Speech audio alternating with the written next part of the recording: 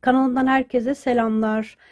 Prenses bebeğimin yapımına devam ediyorum. İkinci bölümdeyim. Bu bölümde gövdesini yapacağız. Bacaklarını hazırlamıştık buraya kadar. Kollarını da hazırladık. Şimdi gövde kısmına geçeceğim. Ben kollarında tel kullanıyorum arkadaşlar. Bakın böyle kollarının kıvrılabilmesi için tel kullanıyorum. Zaten boyun kısmında mutlaka tel kullanmalıyız. Ben elektrik teli kullanıyorum. Elektrikçilerde bulabilirsiniz arkadaşlar. Elektrik malzemesi satan bir yere girdiğiniz zaman 1,5 milim çapında elektrik teli istiyorum dediğiniz zaman size verecektir. Boyun kısmında bakın, boynunun düşmemesi için, saçları çünkü ağır oluyor. Kafası yoksa düşer arkadaşlar. Böyle yamuk durur öne arkaya. Tel kullandığımız zaman hem esnek oluyor. İstediğiniz şekli verebiliyorsunuz. Bakın böyle. Yani tel kullanmanız gerekiyor boyun kısmında ya da boru da olabilir arkadaşlar. Elektrik boruları oluyor böyle. Bayrakların boruları oluyor. Onu da kullanabilirsiniz. Yalnız onlar esnek olmaz. Dümdüz böyle dik durur kafası.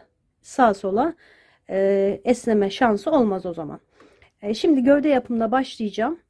Dediğim gibi kanalıma abone olursanız arkadaşlar, tabii ki hala abone olmadıysanız, abone değilseniz memnun olurum abone olursanız. Yorum ve beğeni de yaparsanız ayrıca beni mutlu etmiş olursunuz. Şimdi hemen gövde yapımına başlıyorum. İlk videoda kolları ve bacakları hazırlamıştık. Gövdeyi de birleştirip burada bırakmıştık. Gövdeye geçiş yapmıştık. Şimdi gövdeden devam ediyorum arkadaşlar. Gövdenin ikinci sırasından devam ediyorum. İşaretimi buraya yerleştirdim. Hemen bakın ilk sık iğne burada arkadaşlar. Şunu kaçırmayın. İlk sık iğne burada. Onun içine batıp çift yapıyorum. 2 tane yapıyorum. Çift. Daha sonra devam ediyorum.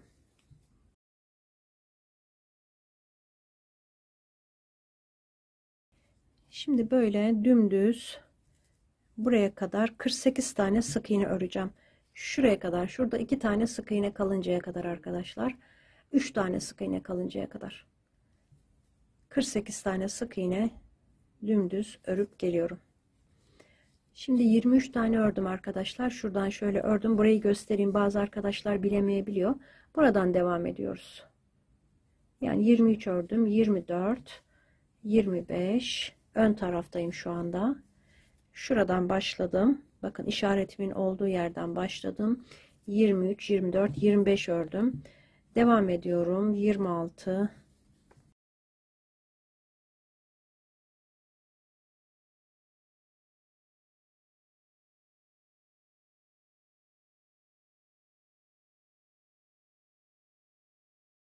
48 tane ördüm. Bakın burada 3 tane sık iğnem kaldı.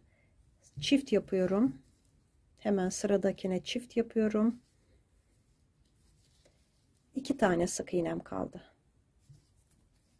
2 sık iğneye tek tek örüyorum. Sıramı tamamladım. İlk beyazla birleştirdiğim noktada, sırada 52 idi sayım. Bacakları birleştirdiğim sırada.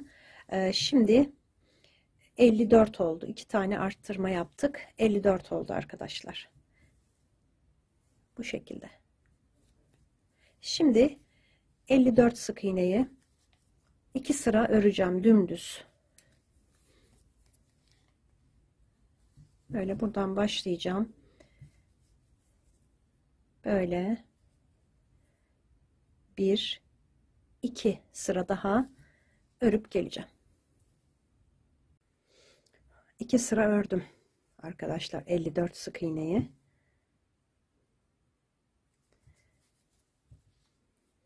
Şimdi burada arttırma yapacağım. Eksiltme yapacağım, pardon. 1, 2 3 4 5 6 tane sık iğne yaptım, eksiltiyorum. Şimdi böyle öreceğim. 36 tane şuraya kadar, diğer tarafa da eksiltme yapacağım. 36 sık iğneyi yapalım.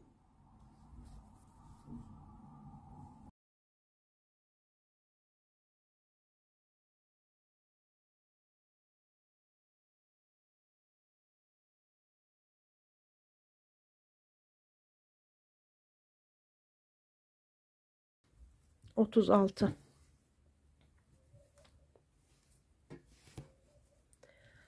36 sık iğne yaptım, eksiltiyorum. Ve kalan sık iğnelerimi örüyorum. 8 tane.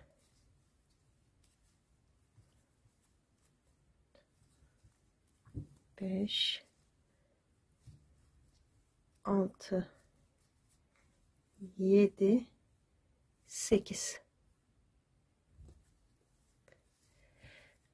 tamamladım. Sayım 52 sık iğneye.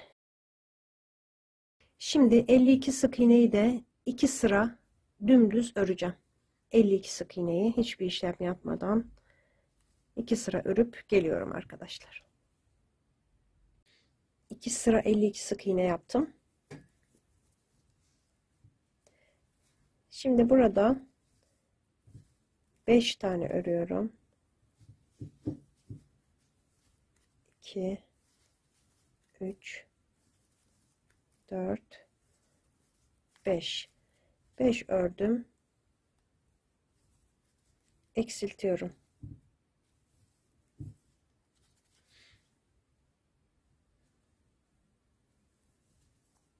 10 tane örüyorum. 2 3 4 5 6 7 8 9 10 sık iğne yaptım, eksiltiyorum.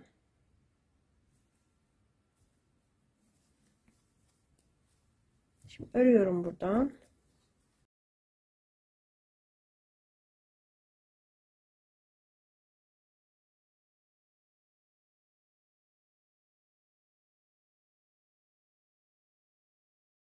On iki ve 13. 13 tane sık iğne yaptım. Yine eksilteceğim.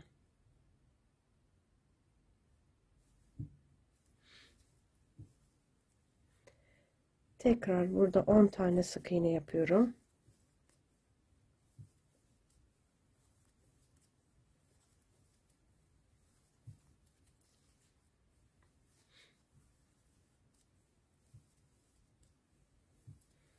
Dokuz, 10. Eksiltiyorum.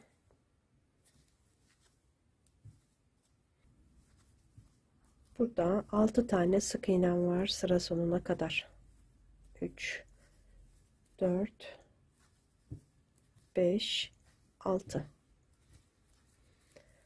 4 tane eksiltme yaptık. Sayım 48 sık iğneye düştü. Şimdi bir sıra örelim arkadaşlar, 48 sık iğneyi. Şimdi burada renk geçişi yapacağım. Ten rengine geçeceğim.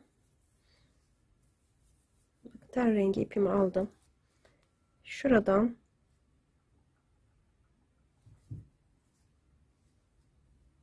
tığımı geçirip ten rengi ipimi bu tarafa aldım. Beyaz ipi buradan çekiyorum arkadaşlar. Şimdi sıradaki ilk sık iğnenin arka lobuna batıyorum. Renk geçişini farklı bir şekilde göstereceğim. Daha az belli oluyor arkadaşlar. Arka lobuna geçtim.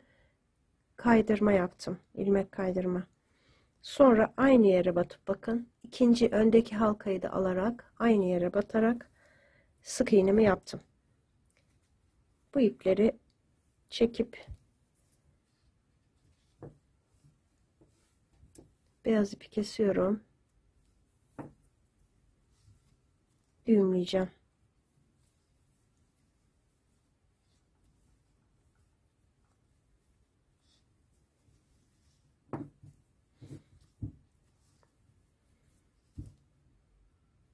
Şimdi ten rengine geçiş yaptım. Bir sık iğne ördüm. 48 sık iğne vardı burada. 48 sık iğneyi şuraya kadar arkadaşlar, yine işareti buraya takacağım. Şimdi belli. Buraya kadar dönüp bir sıra örüp geliyorum. Son sık iğneye batıyorum. Burayı biraz sıkı yapalım arkadaşlar. İşaretimi takıyorum. Şimdi 48 sık iğne öreceğim. 3 sıra daha. Bakın burada ilk sık iğnem burası.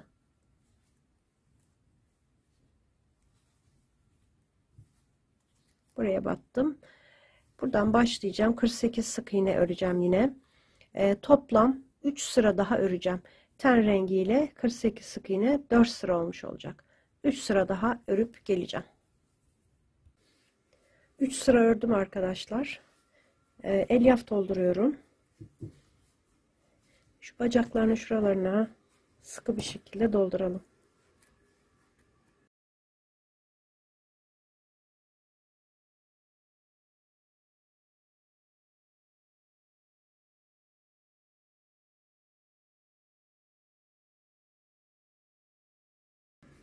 Şimdi arkadaşlar sırama dönüyorum. Bu sırada 10 tane eksiltme yapacağım. Şöyle yapacağız. İlk başta eksilterek başlıyorum. Eksiltiyorum.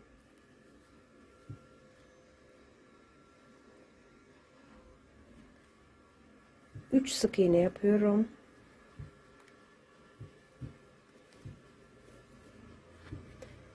Eksilt 3 sık iğne, eksilt 3 sık iğne. Bunu 9 kere yapacağım arkadaşlar. Eksiltiyorum. 3 sık iğne yapıyorum.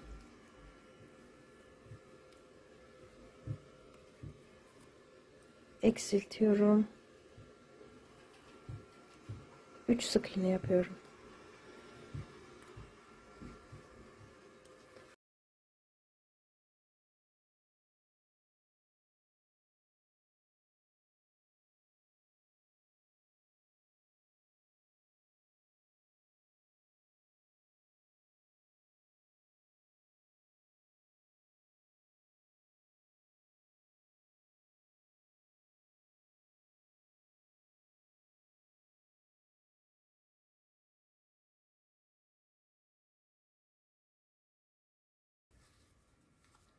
İki, 3 sık iğne, eksiltiyorum.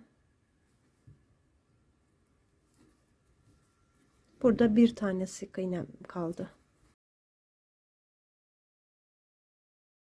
10 sık iğne eksiltmiş oldum. Birden 10 sık iğne azalttık. Sayımız 38'e düştü. Şimdi 38 sık iğneyi 13 sıra öreceğim. Sıra sayıları arkadaşlar burada yazılı. 15. sıradan başlayacağım. 27. sırada dahil. Toplam 13 sıra, böyle dümdüz 13 sıra gövde kısmını 38 sık iğne olarak örüp tamamlayıp geleceğim arkadaşlar. Bu arada elyaf doldurmayı da unutmayın. Sıkı bir şekilde, buraları gayet sıkı olsun. Buraları bakın bayağı taş gibi diyebilirim. Şuralarda tabi daha biraz daha eksikleri var. Oraları da doldurup ilave edeceğim. Dediğim gibi 13 sıra 38 sık iğne örüp geleceğim. 13 sıra ördüm arkadaşlar 38 sık iğneyi. Elyafta sıkıca elyaf doldurdum.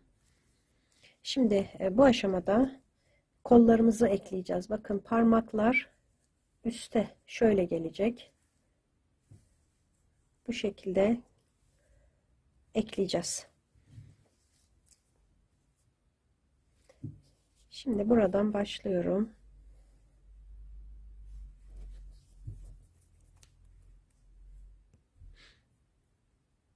On tane sık iğne örüyorum. 1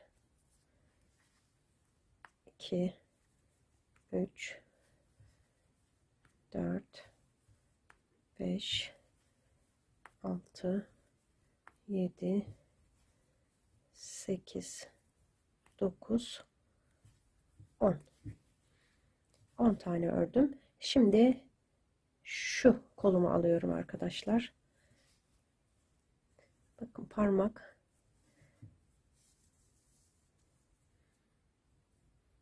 böyle gelecek şekilde. Önce buna batıyorum. Daha sonra bitiş noktasının sağ tarafına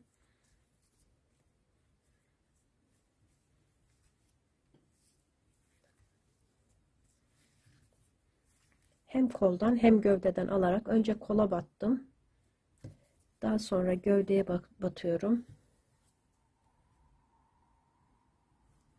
1. Şimdi şu sık iğneye batıyorum arkadaşlar. Son sık iğneye. 2. Ve yanındaki sık iğneye batıyorum. 3. 3 sık iğneyi kol ve gövde ile beraber ördük. Şimdi devam ediyorum. Buradan başlayacağım. 16 tane sık iğne öreceğim. 3, 4, 5, 6, 7, 8, 9, 10, 11, 12, 13, 14, 15, 16. Şimdi diğer kolu ekleyeceğim. Bakın diğer kol da böyleydi. Parmağı böyle yukarı alıyoruz. Şuradan ortasından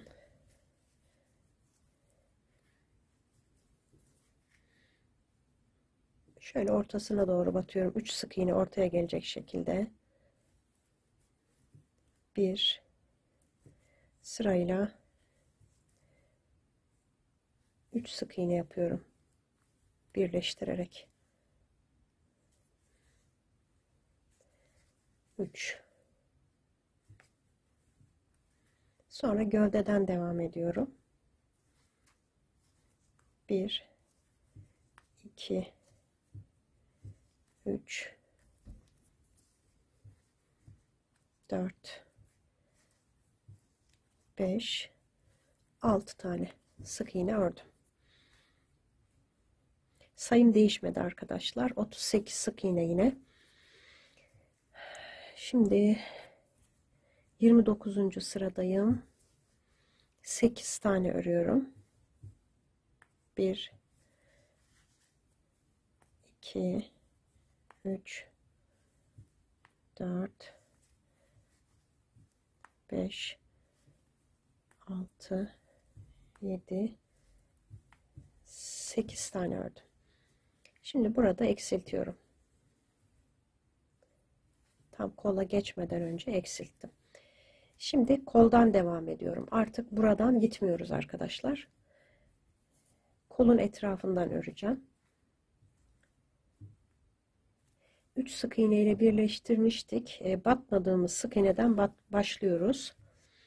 Burada 9 tane sık iğnemiz kalmıştı. Üçünü birleştirdik.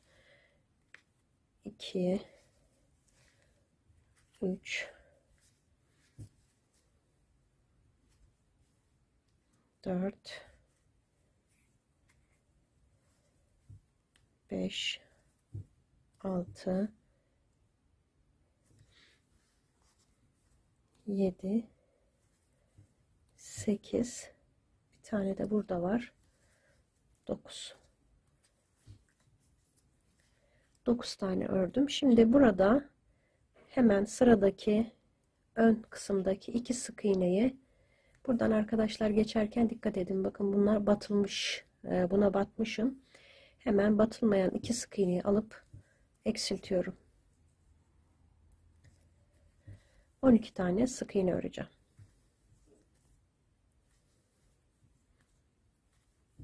4 5 6 7 8 9, 10, 11, 12.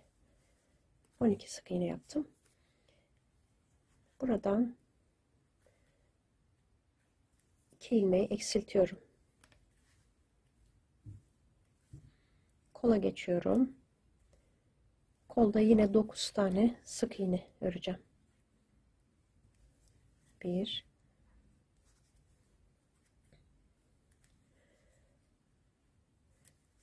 3, 4, 5. Burada sıra bitim olduğu için arkadaşlar şöyle hemen devam edeceğiz. 5, sıkı bir şekilde burayı yapalım. 6,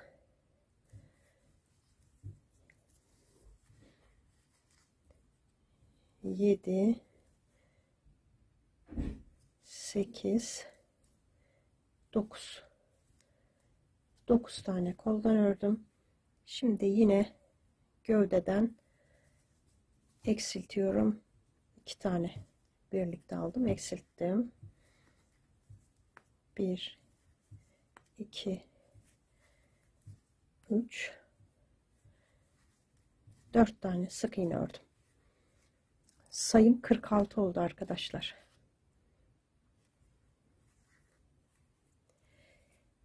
Şimdi eksiltmelere devam edeceğim. 7 tane örüyorum. 1, 2, 3, 4, 5, 6, 7. Eksiltiyorum. Hemen devamında 9 sık iğneyi yine öreceğim arkadaşlar kolun üstünden. 1, 2,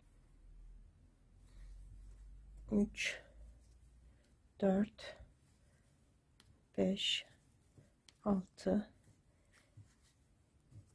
7, 8 ve 9. Yine eksilteceğim.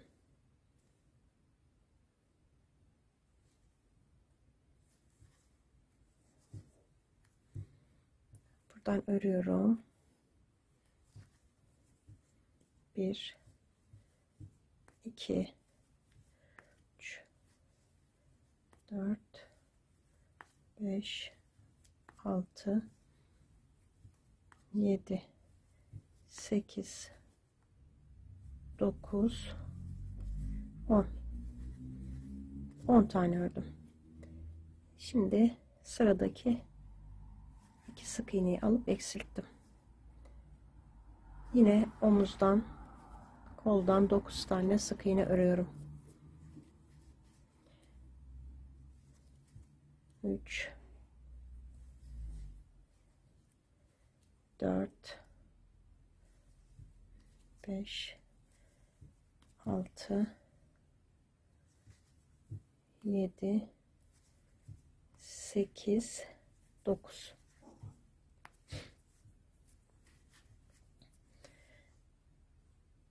Eksiltme yapıyorum.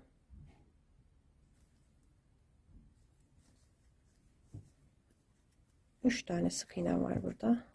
Onları da ördüm. Sayım 42 sık iğneye düştü. Bakın arkadaşlar, kollarımız eklendi. Eksiltmelere devam ediyorum. Buradan 10 tane öreceğim. 1, 2, 3, 5, 6, 7, 8, 9, 10. 10 tane tek tek yaptım. Şimdi arka arkaya 3 tane eksiltme yapacağım. Omuzda 1,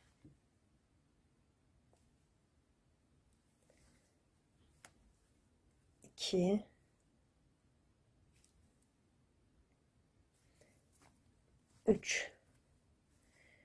3 tane eksilttim.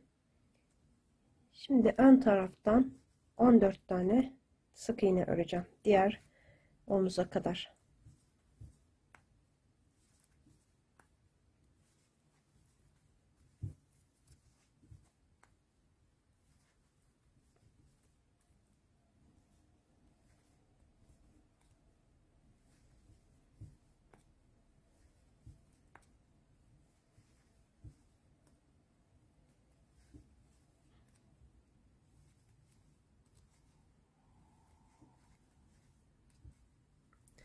On üç, 14.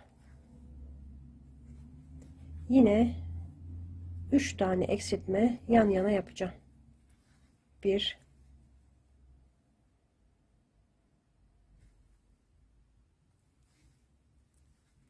2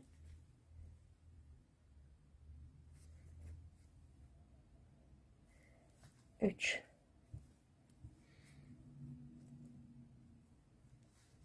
Burada 6 tane sık iğne kalması lazım.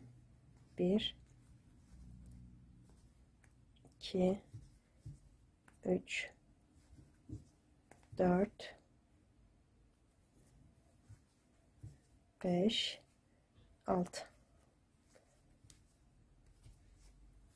6 tane eksiltme yaptım.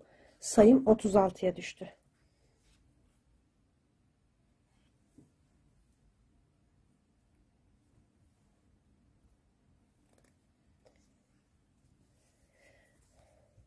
Eksiltmelere devam edeceğim. Bu sırada da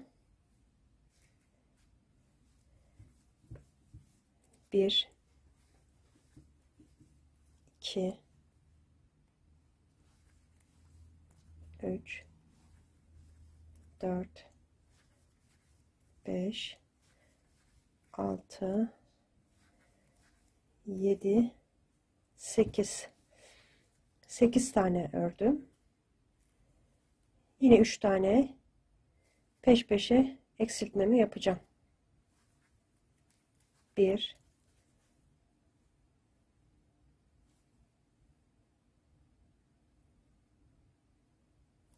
2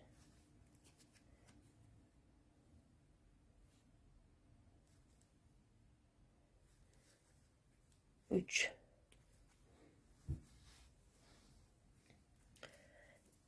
ön taraftan 12 tane sık iğne öreceğim.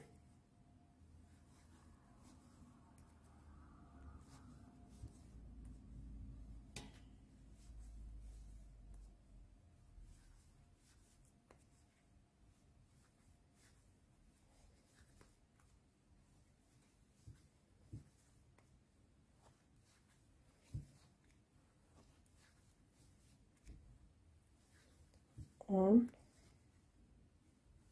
11 12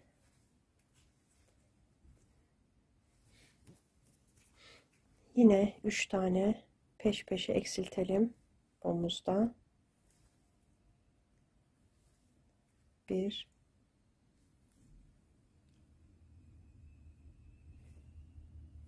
2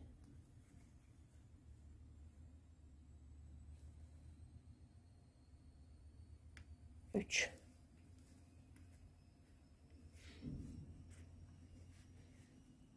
sıra sonuna kadar burada 4 sık iğnem kaldı. 2 3 4 sıram tamamlayınca eksiltmelerimi yaptım. 6 tane 30 sık iğneye düştü sayım. Şimdi bu aşamada kollarına ve boynuna yerleştireceğim. Teli ayarlayacağım. Şöyle 2 adet telimiz var. Boyunda kullanacağım tel 34 santim. 34 santim. Kolda kullanacağım tel de 27 27-28 santim, 27 santim arkadaşlar. Bakın. Şimdi önce boyun için böyle bir pensem var. Onunla kesiyorum. Bu teli elektrikçilerde bulabilirsiniz arkadaşlar. 1,5 milim elektrik teli dediğiniz zaman bunu veriyorlar size.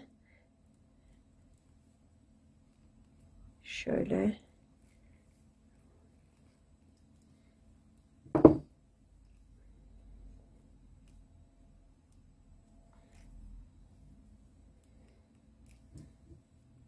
Ek kısmını şöyle ortaya getirdim. 2 kat kullanacağım boyunda. Bakın böyle.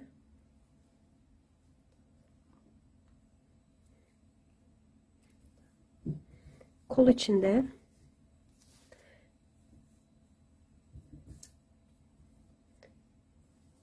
şöyle arkadaşlar ölçebilirsiniz. Uçlarında birazcık kıvırma payı olacak, birer santim, 1,5 santim. Yani örgünüze göre gevşek örerseniz biraz daha bu uzun olabilir. Uzun kesmeniz gerekebilir. Böyle uçlarını kıvırıyorum.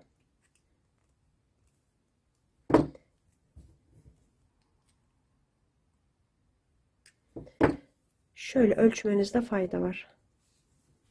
Bakın böyle. Önce bir ölçelim. Tam olsun. Bakın avuç içlerine o şeyler geldi. Tam oldu arkadaşlar benim.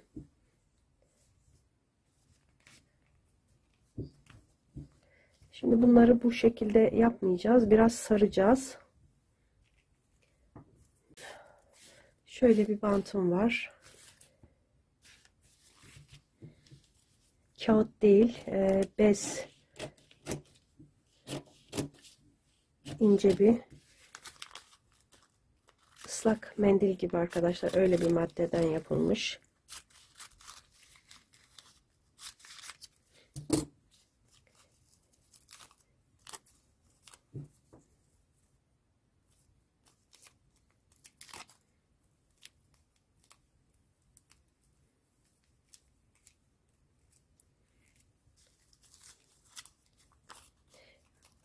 Şuralarına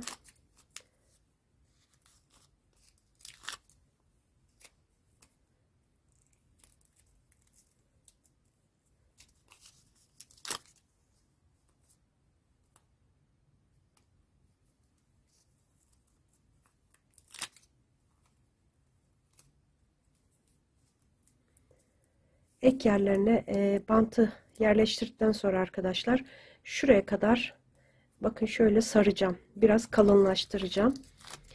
Çünkü elyaf yerleştirmiyorum. Elyaf kollarına elyaf yerleştirmediğim için, biraz dolgunlaşmasını istediğim için böyle sarıyorum.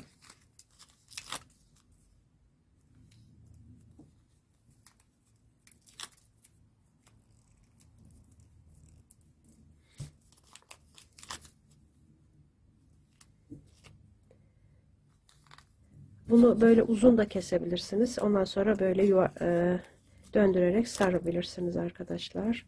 Ben böyle kısa kısa tercih ettim. Şimdi bakın, bu tarafı sardım. Bu tarafı da buraya kadar saracağım. Şuraya çok gerek yok. Sonra diğerini sadece burasını arkadaşlar saracağım. Diğer yerlerini sarmayacağım.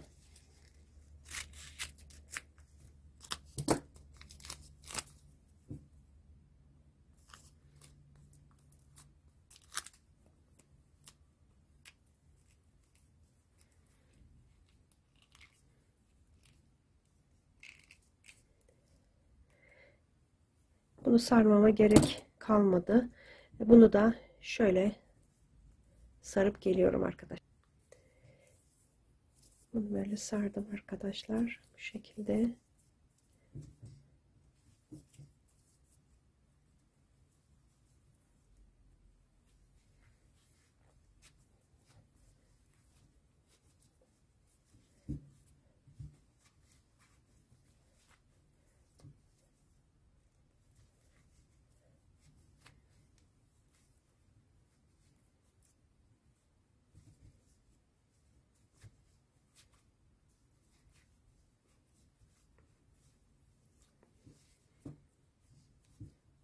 Bu avuç içlerine kadar telimiz geldi.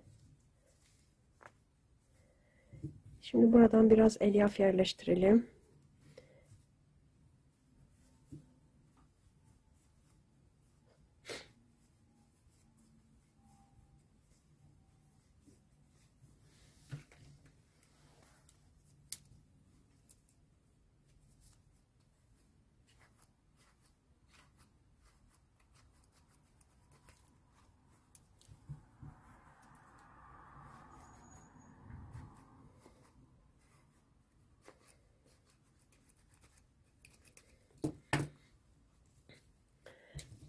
Şimdi şöyle makasın ucunun yardımıyla burada biraz yer açtım. İsterseniz ön tarafına, isterseniz arka, fark etmez. Yani şu telin önünden ya da arkasından geçirebilirsiniz.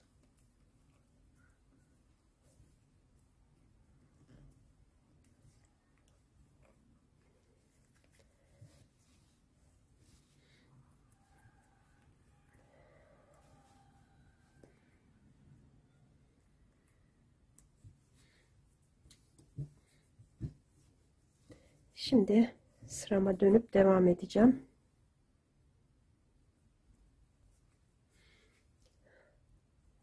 Şimdi sayım 30'da arkadaşlar. Bu sırada 3 tane öreceğim, bir tane eksilteceğim. 3 ör, 1 eksilt şeklinde 6 kere eksiltme yapacağım. 3 tane ördüm, eksiltiyorum. Bunu 5 kere daha yapacağım arkadaşlar. 5 kere daha 3 ör 1 eksilt, 3 ör 1 eksilt, sıra sonuna kadar toplam 6 kere eksiltmiş olacağım. Eksiltmemi bitirdim arkadaşlar. 3 sık iğne 1 eksilt. Şimdi burada elyaf yerleştirdim. Boş kalan yerleri doldurun arkadaşlar. Bir de şu omuz kısımlarına doğru mutlaka böyle biraz elyaf yerleştirin.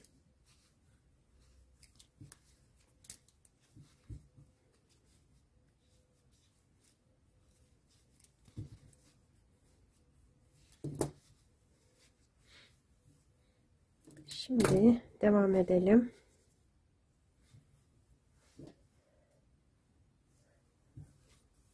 Bu sırada son eksiltme sıramda 2 sık iğne yapacağım.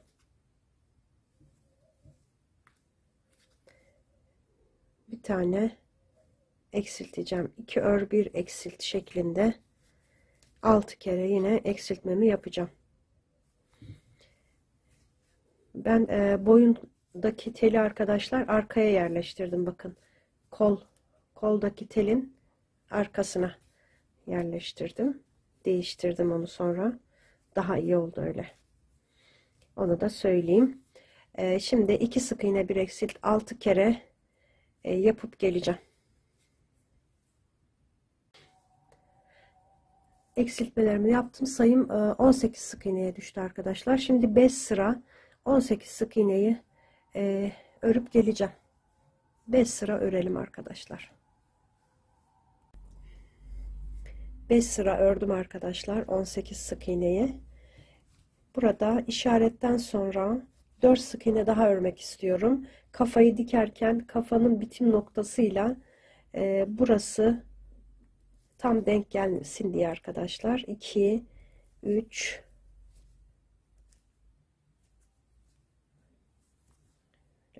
3 4 tane ördüm. Yandaki halkaya ilmek kaydırma yapıyorum. Bu şekilde bir tane zincir çekip ipimi biraz dikmek için 30 santim kadar uzun bırakıyorum.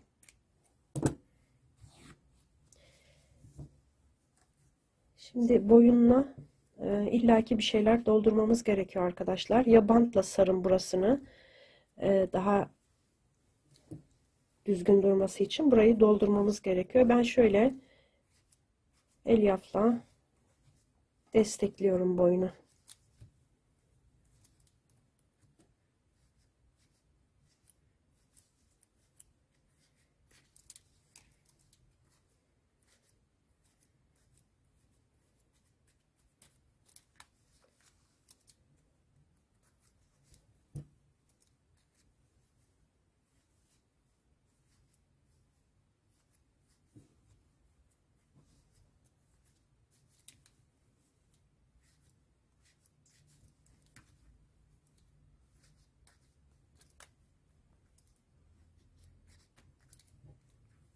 Daha da ilave edebilirim.